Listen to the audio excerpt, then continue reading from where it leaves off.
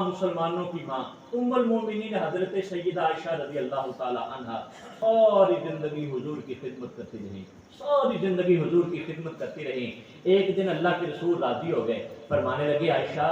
मांगो मुझसे क्या मांगती हो। हुजूर राजी हो गए ना, फरमाया मांगो मुझसे क्या मांगती हो। यानी ये बात वो करेगा ना कि जिसके पास सारे खजाने होंगे, जमीन के भी खजाने, आसमान के भी खजाने, इसलिए कि मांगने वाला कुछ भी मांग सकता है। हम अगर किसी को कहेंगे ना तो हमने ये कहना यार मेरे वाल देख के मेरे को कुछ मांगी, यानी जितना कुछ मैं दे सकता हूँ उतना तो मांगना है ना। नबी पाक अलैहि सलाम ने किसी तरह की भी कैद नहीं लगाई, हुक्म मुतलक फरमाया कि मांगो मुझसे क्या मांगती हो। अब आगे भी उम्र मोमिनीन थी हजरत आयशा रज़ी अल्लाह ताला अन्हा अज कथी सोनिया मैनू की चाहिए, मैं तुहाडे निकाह विच आके सारे मुसलमानों की मां बन गई,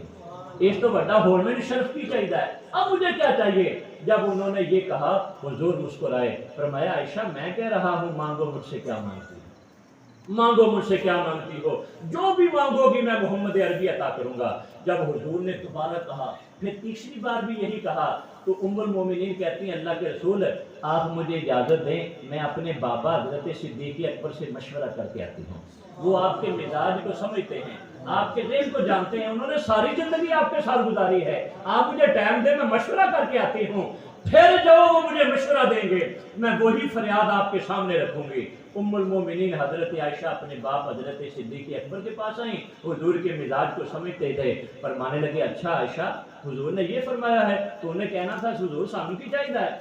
हम मैं तो उम्मुल मोमिनीन बन चुकी हूँ। कहने लगी मेरे बाबा मैंने हुजूर को कहा था, लेकिन हुजूर ने इसरार किया कि मांगो क्या मांगती हो। हज़रत सिद्दीक़ अकबर रज़ी अल्लाह ताला अन्हु हुजूर के मिजाज को समझते थे, कहने लगे बेटी अच्छा फिर जाओ हुजूर के पास और उनके जाके कह दो कि मेराज की रात आपके और रब के दरमियान, मेराज की रात आप और रब के दरमियान जो नाज़ो न्याज की बातें हुई थी उन बातों में से कोई एक बात हमें बता दो।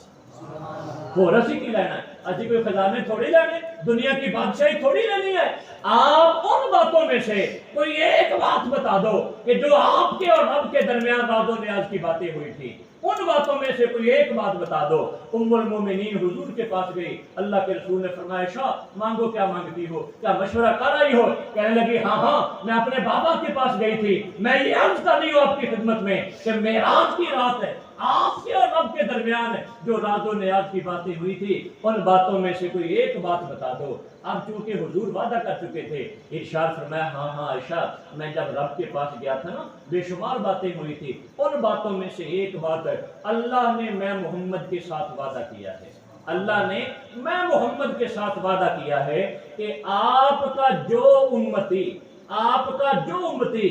किसी टूटे हुए दिल को जोड़ेगा, ये हुकूकुल इबाद है, आपका जो उम्मती किसी टूटे हुए दिल को जोड़ेगा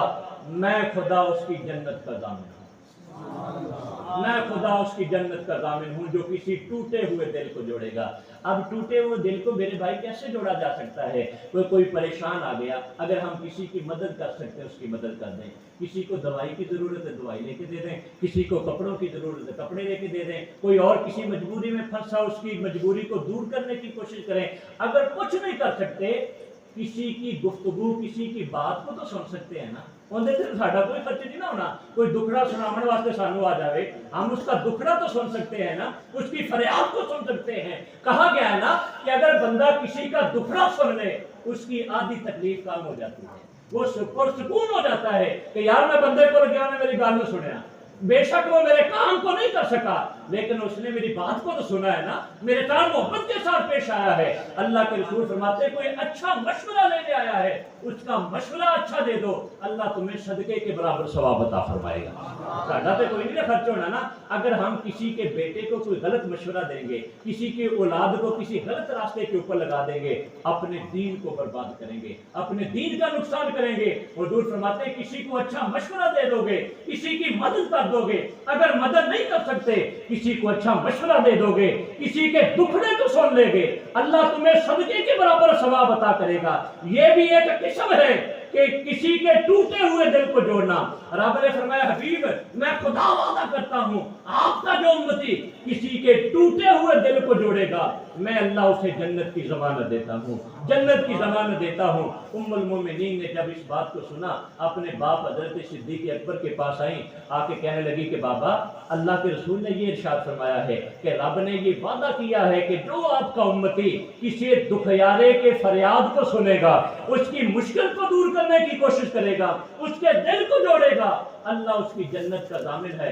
ام المومنین کہتی ہیں میں نے اپنے بابا صدیق اکبر کے سامنے جب یہ بات رکھی میرے بابا رونے لگے، ان کی آنکھوں میں آنسو آ گئے۔ میں نے کہا بابا یہ رونے کی بات تو نہیں ہے، یہ تو خوشی کی بات ہے۔ حضرت سیدنا صدیق اکبر فرمانے لگے کہ بیٹی دنیا کے اندر دل توڑنے والے زیادہ ہیں اور جوڑنے والے تھوڑے ہیں۔ دنیا کے اندر دل توڑنے والے زیادہ ہیں، دل جوڑنے والے تھوڑے ہیں۔ میں رو اس وجہ سے رہا ہوں کہ جو رب ٹوٹے ہوئے دل کو جوڑنے کی وجہ سے جنت عطا کر رہا ہے، تو جو دنیا کے اندر کسی کا دل توڑے گا رب اس کے ساتھ کیا سلوک کرے گا؟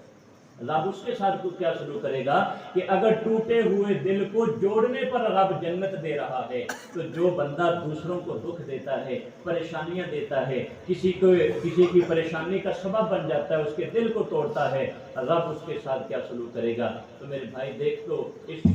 اس معجزہ معراج کے اندر کتنی برکتیں ہیں، اللہ کے بھی حقوق ہیں، اللہ کی مخلوق کے بھی حقوق ہیں۔ تو جتنی جو باتیں عرض کی جن کا تعلق ہے عملی دنیا کے ساتھ ہے، آج ہی میرے ساتھ اپنے دل میں اس بات کا تہیہ کر لیں کہ جو نبی پاک علیہ الصلوۃ والسلام نے گناہ کی برائیاں کی ہیں، ہم اپنی زندگی میں کبھی بھی وہ نافرمانیوں والے کام نہیں کریں گے، اور اللہ کے حکم جو نماز کی صورت میں حضور کو رب نے تحفہ عطا کیا ہے، ہم نماز کو کبھی بھی نہیں چھوڑیں گے۔ میرے بھائی غور تو کرو نا، اگر مومن کی زندگی میں نماز نہ ہوتی تو پھر اس کی زندگی کا حال کیا ہوتا؟